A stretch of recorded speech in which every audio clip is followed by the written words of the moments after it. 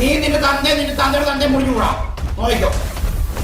ഒരു പാവപ്പെട്ടവൻ ഇങ്ങനെ ഉപദ്രവിക്കുന്നതിന് മൈരന്മാരെ തന്തയില്ല. കാട്ടവരാതി എന്ന് പറഞ്ഞാൽ മുത്ത ഇതാണ് കേട്ടോ. കാട്ടവരാതി ഒറ്റ മറ്റേ 3 പേര് കൂട്ടത്തിൽ ചേർത്ത് മറ്റേ ബലാസൊക്കെ ചെയ്ത പോലെ ചെയ്യുന്ന അത് ഞാൻ മൈര് പരിപാടി.